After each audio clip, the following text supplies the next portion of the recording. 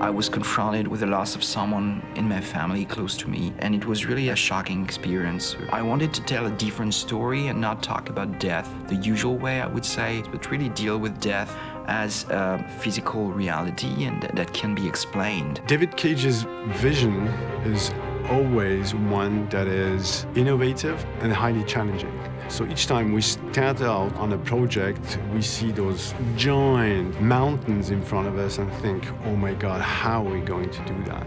It took about a year to write Beyond. It was really challenging a collaboration because David is really passionate about writing and he always wants to push the envelope. You know, the concept is huge and there's, incredible action sequences and locations all over the world, but there's also this beautiful drama within it. One of the challenges of doing this is because the player participates in the scenario, the possibilities of where the story goes is fantastic. We ended up with 2,000 pages document and we realized we had a very big project in our hands that would be very challenging to produce. It was a journey, right? Writing Beyond was a journey by itself.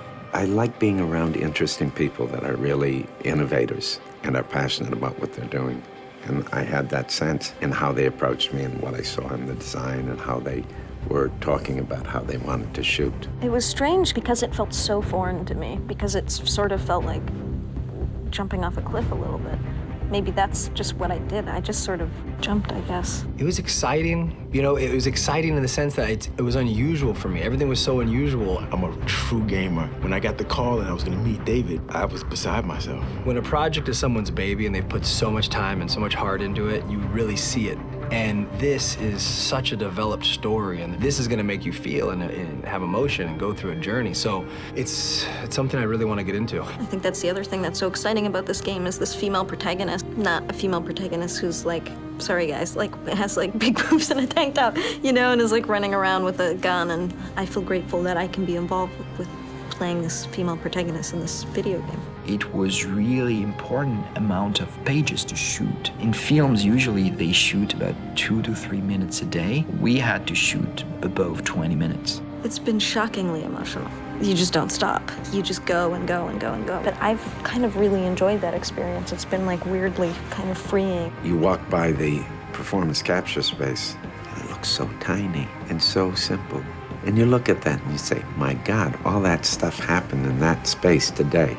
When I say happened, it happened in your imagination and it happened in your intention.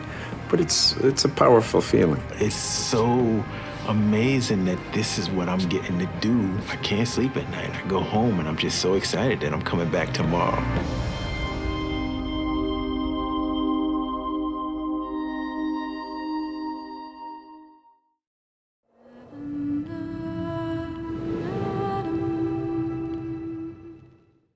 Quantic Dream has always been about creating interactive experiences that have emotion at their core. It's about telling the story of characters and giving the player the possibility through their actions to change the way the story unfolds. When I write my script, I have an idea of how I want the story to be played. So we try to render David's idea into a game and see with him if it matches what he had in mind.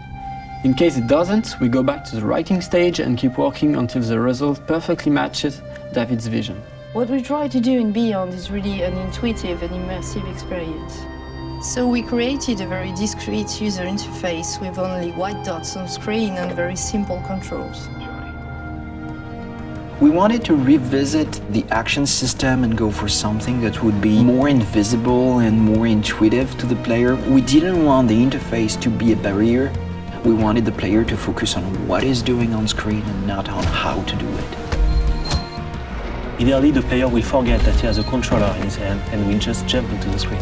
One of the major revolutions in Beyond is the way Jodie Holmes moves. Depending on the context, depending on your emotional state, you see the character of Jodie moving differently, walking differently, looking around differently. And most importantly, to give the player the feeling he's really in control of the character, he can do almost anything he wants to do.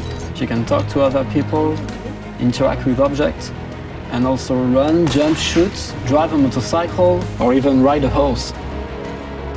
What was really challenging also is that the story goes on for 15 years of Jodie's life. When Jodie's a kid, for instance, you can do different things than when she is a teenager or an adult. Giving this much animation to a character, it's really new. It has never been done to that extent, and it really makes the character come alive like never before. We wanted to have these new mechanics with Aiden. I wanted to give this feeling of flying around and going through matter and through walls. So we started making some research on how ghosts would move or even a fish would swim underwater. We thought that using orbs is an interesting approach. It would give us this physicality that we need to interact with matter. It became really something natural to assign them to the two analog sticks and have to play with them, to focus them, or on the opposite, to split them apart. During the process of this production, we made what we call user tests. You just watch people playing and you see where they succeed, where they fail. If a player don't get it right, it's only our fault. So we work very hard to be able to correct it and give the best experience possible.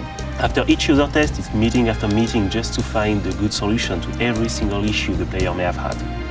I guess what we're looking for with the gameplay is really to find an interface that will allow you to play live.